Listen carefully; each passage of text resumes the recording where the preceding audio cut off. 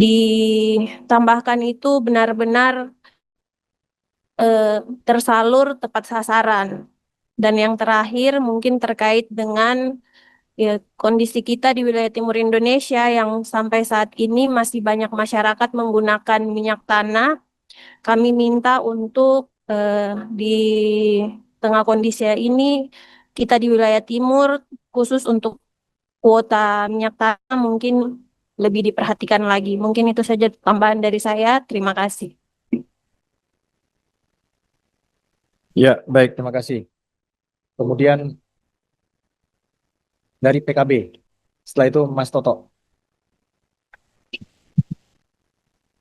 Terima kasih, pimpinan. Bismillahirrahmanirrahim. Assalamualaikum warahmatullahi wabarakatuh.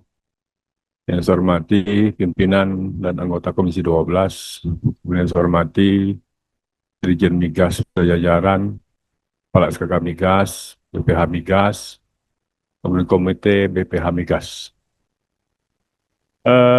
Yang pertama tadi dari presentasi Dirjen Migas, secara keseluruhan bahwa produksi migas di dalam negeri itu tidak mampu memenuhi kebutuhan BBM dalam negeri. Jadi sehingga kita harus melakukan impor, ya. Di tengah-tengah kondisi geopolitik yang tidak stabil pada saat ini, Bapak. Kita tahu bahwa terjadi penutupan Selat Hormuz, jelas itu berpengaruh terhadap harga minyak dunia.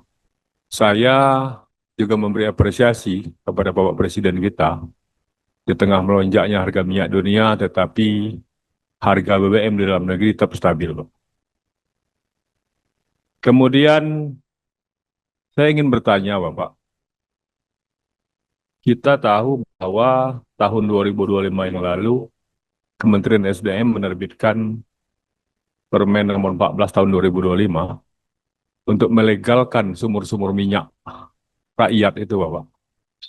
Ini kan langkah yang sangat positif sekali sebenarnya, Pak, untuk sedikit menambah produksi minyak dalam negeri. Nah, ini implementasinya sampai sekarang bagaimana, Pak? Apakah sudah jalan atau belum? Kalau sudah jalan, berapa banyak sih kontribusi sumur minyak rakyat ini untuk menambah produksi minyak dalam negeri? Itu pertama. Kalau belum, Bapak, ini apa kendalanya, Pak? Saya mendengar ada di beberapa pemohon, Pak. Ini yang birokrasinya terlalu panjang. Nah, ini apakah bisa kita sederhanakan untuk mempermudah para rakyat untuk mengurus legalitas sumur minyak rakyat ini, Bapak? Kemudian, Bapak, terkait masalah carut-marutnya distribusi BBM subsidi, Bapak. Tadi ada statement dari beberapa kawan.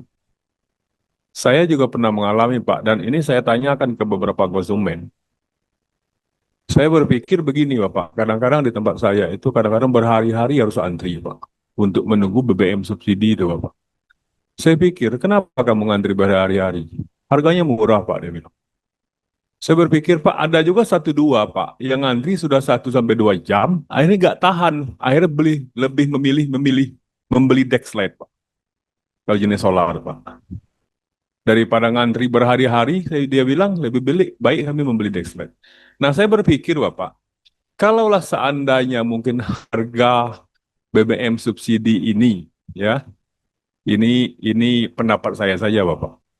Harga BBM subsidi ini itu bisa kita tingkatkan saja, bervariasi, Bapak, ya kan?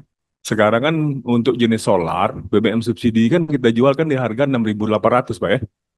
6.800. Kalau kita langsung naik ke atasnya, Pak, dengan harga Dexlite yang dijual di SPBU itu, hari ini di kisaran 14.200 sampai 14.800, Pak. Memang masyarakat itu lebih baik menunggu berhari-hari, Bapak, nggak selisih segitu. Tetapi kalau saya melihat ada beberapa konsumen yang ngantri 1 sampai 2 jam, tapi akhirnya lebih memutuskan untuk membeli Dexlite, Bapak. Saya berpikir kenapa subsidi ini tidak bikin bertingkat bervariasi saja. Mungkin dari 6.800, ada dijual lagi atasnya mungkin ada 8.600 atau 10.600 seperti itu, Bapak. Jadi konsumen itu ada pilihan, Bapak. Daripada seperti itu, Bapak, jadi sifat konsumen itu, Bapak, kalaupun tidak ada Dexlite SPBU tersebut, konsumen itu lebih memilih masyarakat yang membuat eceran, Pak, yang berada di depan SPBU itu sendiri, Pak. Dengan harga eceran 10.000 dijual masyarakat. Ya kan? Jadi kenapa tidak negara saja yang menyiapkan itu, saya bilang kan? Jadi maksud saya itu kuotanya tetap, Pak. Contoh seperti ini. Kalau kuota untuk yang subsidi itu 100 liter, Bapak. Maksud saya itu jangan ditambah lagi, tetap segitu. Tetap mungkin 30 liternya di harga 6.800. 20 liternya ditingkatkan lagi. 20 liter lagi ditingkatkan lagi. Jadi masyarakat ada pilihan, Bapak. Dengan begitu negara juga mungkin tidak dibebani dengan subsidi begitu banyak. Ya kan? Memberi pilihan, Bapak.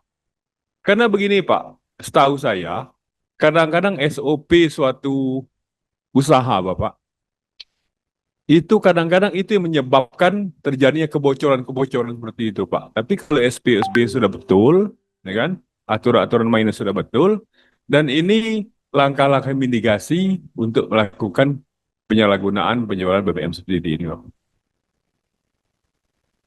Kemudian saya juga mengusulkan, Bapak, ada juga hiruk pikuk di masyarakat itu, ada beberapa oknum mobil dinas, Bapak, ya, mobil dinas, mobil jabatan.